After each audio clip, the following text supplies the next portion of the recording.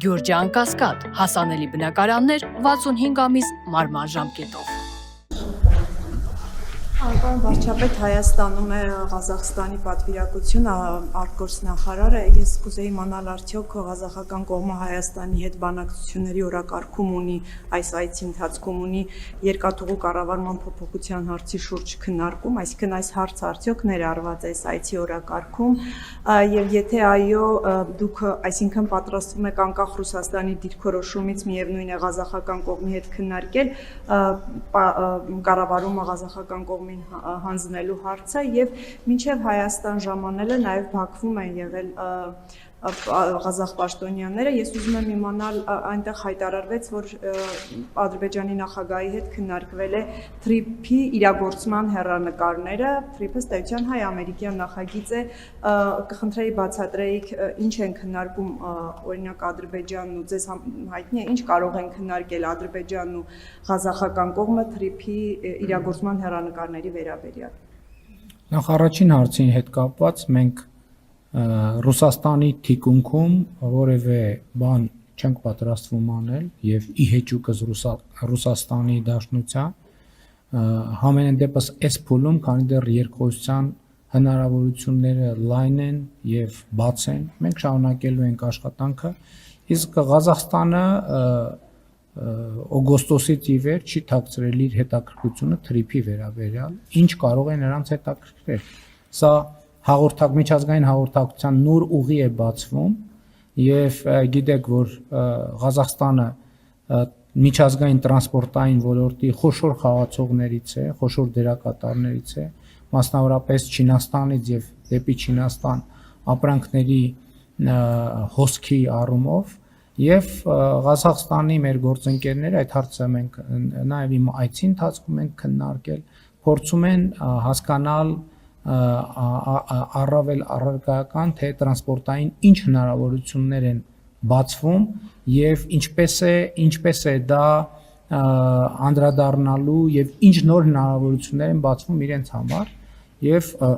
այս թեմայով Ղազախստանը միակ երկիրը չի ակնհայտորեն որ հետաքրքրված է բազմաթիվ երկրներ հետաքրքրված են եւ մենք այսինքն հրապարակային process է գնում եւ մենք չենք պատրաստվում բնականաբար թաքցնել մեր գործընկերներից եւ բնականաբար մենք այդ թվում Ղազախստանին պիտի հրավիրենք պատրաստ լինել Հայաստանով անցնող տարանցիկ ուղիները օգտագործել իրենց արտահանումների, ներկրումների եւ իրենց կողմից մատուցվող տրանսպորտային ծառայությունների շղթայի մեջ դիտելու համար, որովհետեւ տրանսպորտի ոլորտի եթե այսպես ասենք բիզնեսը, որը մասնավոր է, բայց իհարկե պետությունը նաև որոշակի դեր ունի, ինքը չի կարող առանձին վերցրած կտորով լինել, որովհետև այո, շատ լավ, երկրի մի հատվածից վերցվեց, տարվեց մյուս սահման, բայց ի շարունակություն պետք է լինի գործընկերություն ամուր, որպեսզի այդ հատվածը աշխատի, կարողացա ասել ինչ է։ Մեր օրակարգ այն է ինչ որ ասացի իսկ երկաթուղու հետ կապված հարցը ընդհանրական պարզա հրապարակային քննարկող հարց է հնարավոր է նաև այդ հարցին անդրադարձնի բայց Ռուսաստանի թիկունքում որևէ քննարկում տեղի չի ունենում Շնորհակալություն Տիկին Գալստյան Ոչ ադրբեջանական կողմի հետ ես ասեցի որ տրանսպորտը որևէ երկիր իր մի սահմանից ապրանքը վերցնում է տանում է մյուս սահման չէ այսինքն Չինաստանից վերցնում է ենթադրենք տանում հասցնում է Ադրբեջան իրան հարկավոր է հասկանալ Ադրբեջանը ոնց կարա շարունակվի ինչ տարբերակներ կան եւ պարզա որ թրիփը որպես հնարավորություն որտեղ Ադրբեջանի ճանապարհը այսօր էլ կա Ադրբեջան Ադրբեջանից Վրաստան Վրաստանից Կարս Ախալքալակով կամ Փոթի կամ Բաթումի, այսինքն այդ ճանապարհները կան։ Հիմա մարդիկ ուզում են հասկանալ թրիփ նախագիծը ինչ հնարավորություններ է բացվելու, որպեսզի իրանք էլ իրենց հաճախորդներին առաջարկեն տարբերակներ, այստեղով անցման, այնտեղով անցման, նույնը վերաբերվում է Ադրբեջանին, նույնը վերաբերվում է Հայաստանին, որովհետև թրիփ նախագիծ, եթե թրիփ նախագիծը շատ լավ, Հայաստանի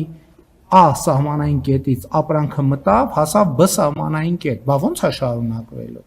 Բնականաբար այստեղ պետք է Ադրբեջանի հետ համագործակցություն, Վրաստանի հետ համագործակցություն, Իրանի Իսլամական Հանրապետության հետ համագործակցություն, Թուրքիայի հետ համագործակցություն, որովհետև եթե մեկը վստահ չի, որ այդ ապրանքը մտավ Հայաստան, Հայաստանից դուրս գալու հուսալի ճանապարհներ կան, չի ուղարկի ապրանքը այս ուղղությամբ։ Այսինքն տրանսպորտային ցանցի աշխատանքի հեռանկարների հուսալիության մասին է խոսքը, ու ընդունված է ասել, որպես այդ ամբողջ նախագիծը